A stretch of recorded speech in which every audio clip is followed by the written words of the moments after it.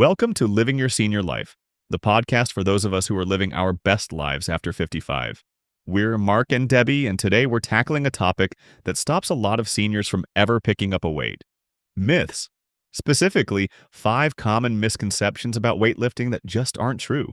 Whether you've never touched a dumbbell in your life, or you stopped lifting years ago because someone told you it wasn't safe, this episode is for you. Before we get started, a quick reminder that the information shared on Living Your Senior Life is for educational and informational purposes only and is not intended as medical advice.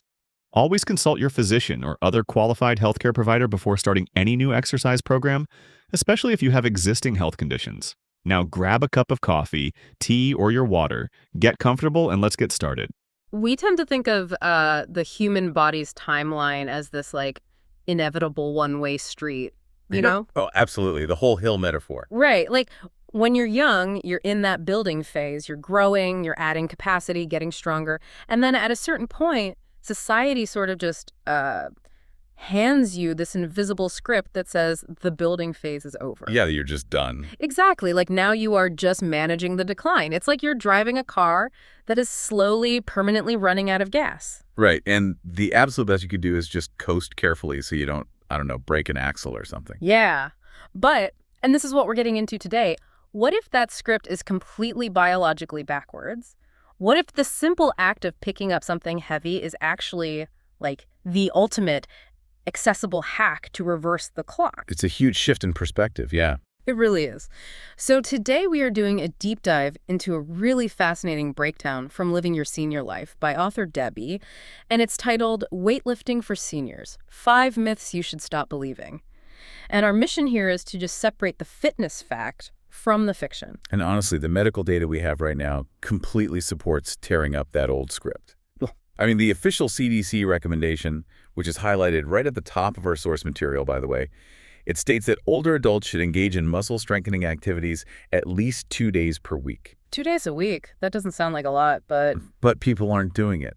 And the CDC doesn't just mean walking or doing some light gardening. They mean specifically challenging the muscles. Yet there is this massive lingering disconnect between what the medical community recommends and what people actually feel safe doing when they hit a certain age. Right. So whether you are a senior yourself, or maybe you're caring for aging parents, or honestly, even if you're just insanely curious about human physiology. Which is fascinating on its own. Totally.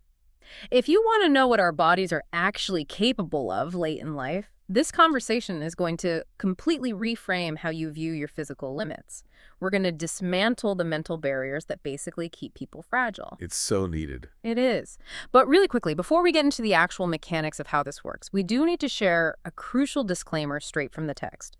You must always consult your physician or another healthcare provider before changing your diet or starting any new exercise program. Yeah, that personalization is really the foundation of doing this safely.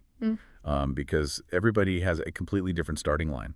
Right, so let's actually look at that starting line, because I feel like the biggest, heaviest mental block keeping people from even attempting to get stronger is simply the calendar. Oh, age. Just the number itself. Exactly. It's this assumption that if you weren't like a college athlete in your 30s, or if you've never touched a barbell in your entire life, the window of opportunity has just permanently slammed shut. Well, the clinical research presented in the article paints a totally different picture. The body's mechanical response to resistance, it doesn't just switch off when you hit retirement age. It doesn't just expire like milch. Right. Exactly.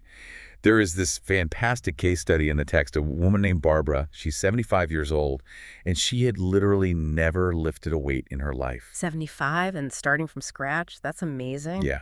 And she didn't just walk into a loud, intimidating commercial gym and try to bench press, right? She started in her house. She did wall push-ups, doing just 2 to 3 sets of 5 repetitions. Just on the wall. Just against the wall. And she did simple sit-to-stands from a sturdy dining room chair and incorporated some very light dumbbell curls. And reading about Barbara, what really struck me wasn't the workout itself, it was what happened to her nervous system. Like, she isn't training to step on a bodybuilding stage. No, of course not. She's training for life. The source notes that after just a few months, she could get out of deep chairs with 0 momentum, and she was carrying her own groceries without having to take breaks. Which is huge. Functional independence is the actual metric of success here. Her body realized it was being asked to do more, so it adapted by building more capacity. That makes sense. But here's the thing. Even when people accept that their muscles can still grow, they often fall into this secondary trap. They think, okay, I'll lift weights, but because I'm older, I must be super fragile. Right, the glass bones mentality. Exactly. They think, I have to stick to the 1-pound pink vinyl dumbbells or the soup cans forever. And the text actually introduces us to Roget, who is 78, and he literally believed lifting anything heavier than a soup can was fundamentally dangerous for someone his age. Okay, let's unpack this. People treat their aging muscles like an old smartphone battery, right? Like one that has just permanently lost its ability to hold a charge. Oh, that's a good way to put it. They think the hardware is just inherently delicate now, so they put themselves in low power mode forever. But I do have to play devil's advocate here for a second. Sure.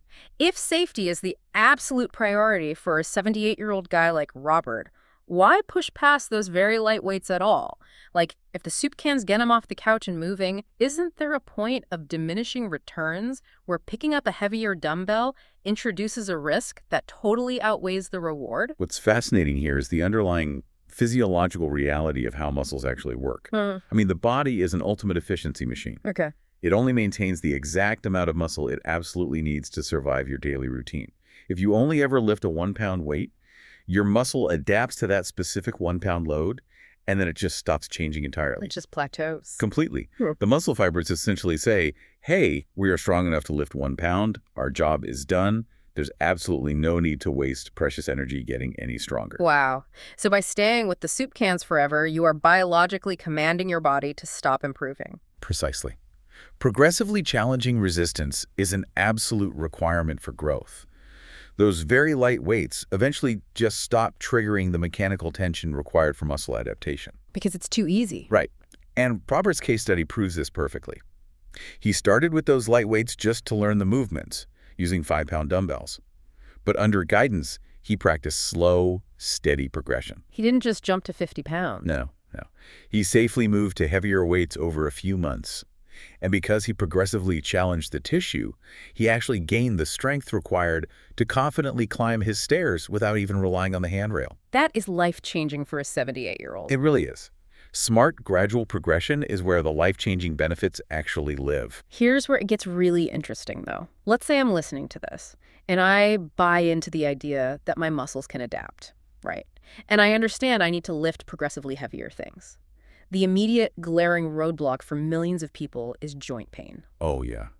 Arthritis is a huge barrier. Right. If someone already has knee arthritis, where the cartilage is physically wearing down, adding heavy metal and extra load to the mix sounds intuitively like throwing gasoline on a fire. I mean, how does putting more physical load on an already aching bone-on-bone joint actually save it? I know, it sounds totally counterintuitive until you look at the specific application. So, the source gives us John, who is 68. Okay. He had severe knee arthritis and was just terrified that exercise would wreck whatever cartilage he had left. The key here is that he didn't jump into heavy, deep barbell squats that would shear the joint. Yeah, that would be terrible. Right.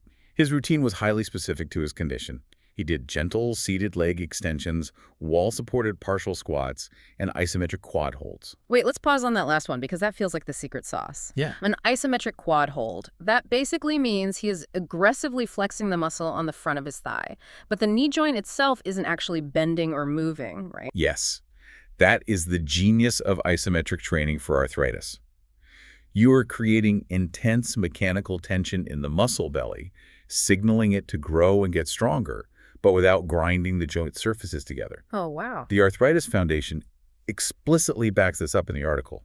When you do this, you are driving nutrient-rich blood into the area, which acts a bit like fresh oil on a rusty hinge, while simultaneously upgrading the hardware around the joint. Upgrading the hardware around it. Okay, that makes perfect sense. So you aren't putting the weight on the vulnerable joint itself? Right. If we connect this to the bigger picture of human biomechanics, strength training isn't loading the joint destructively. It's acting as a protective mechanism. Okay. Think of the muscles surrounding your joints, so your quads, your hamstrings, your calves, as a biological suspension system. By strengthening those specific muscles, you are building better shock absorbers. Right, taking the pressure off the bone. Exactly. Stronger muscles take the brunt of the physical impact when you walk downstairs or stand up from a low couch.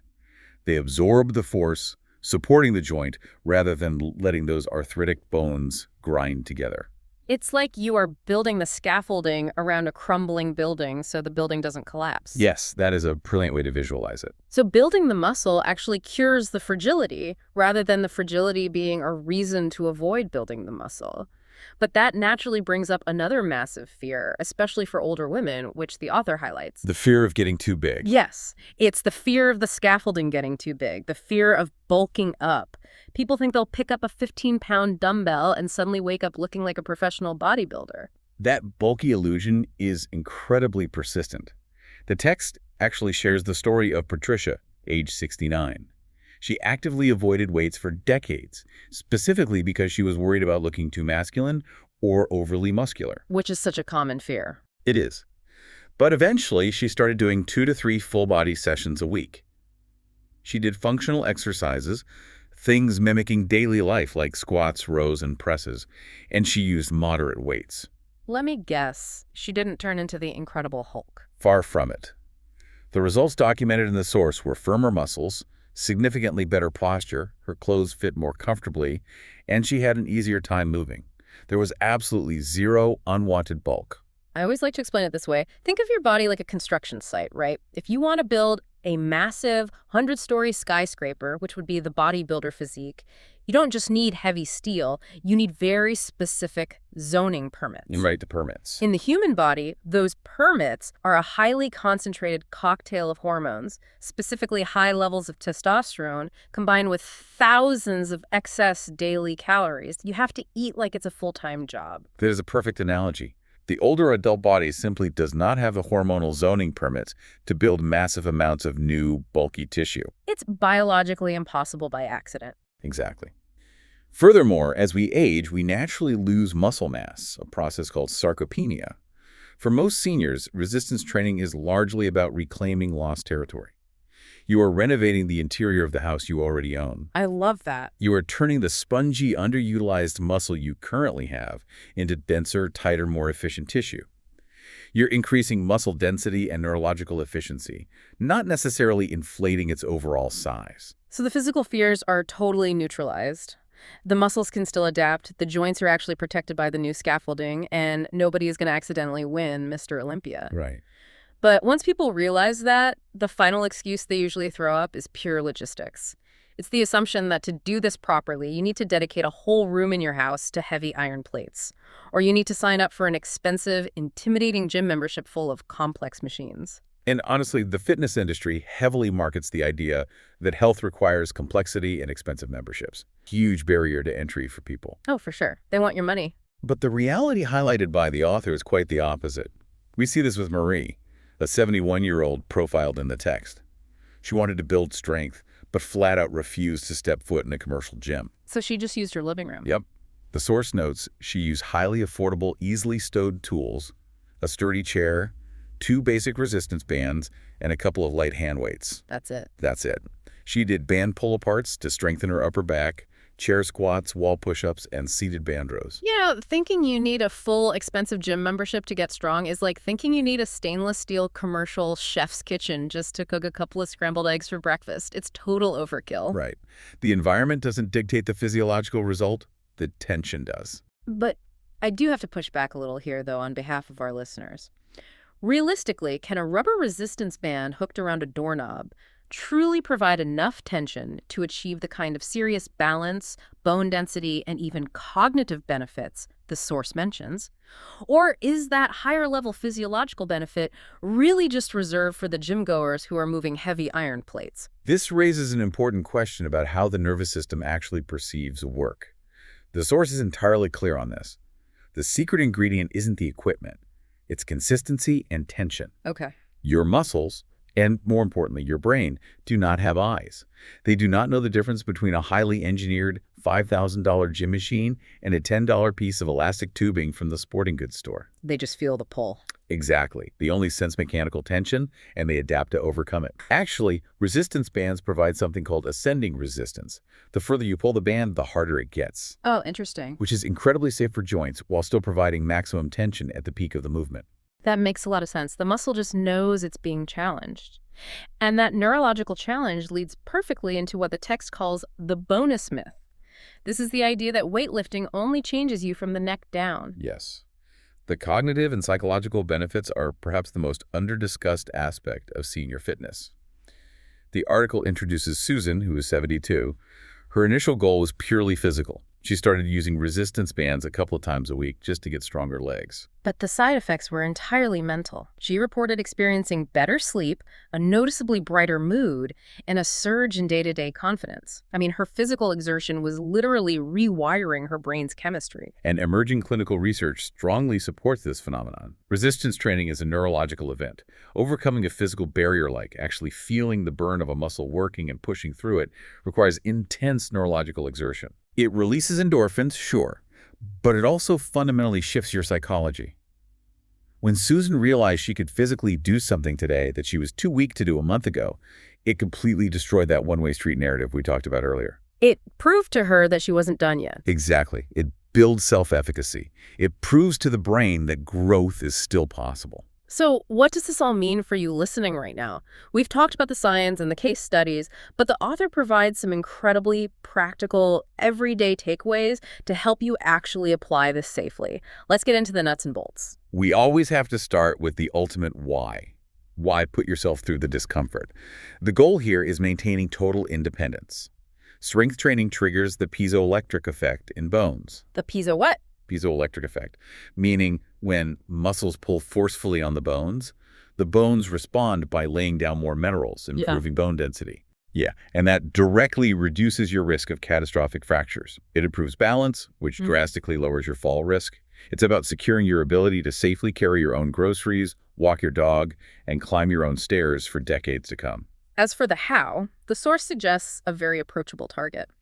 Aim for 8 to 15 repetitions of each exercise, depending on your ability. Right. If you can easily do 20 reps, the resistance is too light. If you can only do 3, it's too heavy. Form always matters more than the amount of weight you're moving. And here is a huge tip from the text that people forget when they concentrate. Do not hold your breath. Oh, people do that all the time. They really do. Holding your breath spikes your blood pressure. You need to breathe steadily through the movement. Exhale on the hardest part of the push or pull. And we must reiterate the safety thresholds regarding pain. The article makes a crucial distinction for older adults starting out. You have to learn the difference between the dull, burning ache of muscles working hard, which is a good, necessary thing, and a sharp stabbing pain in a joint. That's a huge difference. It is. A sharp pain signals something is mechanically wrong. If you feel sharp pain, you stop the movement immediately. Listen to the signals your body is sending. Always warm up with some easy, dynamic movement first to get the synovial fluid moving in the joints, and cool down afterward. I want to touch on one final practical nugget from their FAQ section because it tackles a huge misconception diet. A lot of people assume that if they start lifting weights, they need to start choking down massive, chalky protein shakes like some 20-year-old gym bro. Not at all. Right.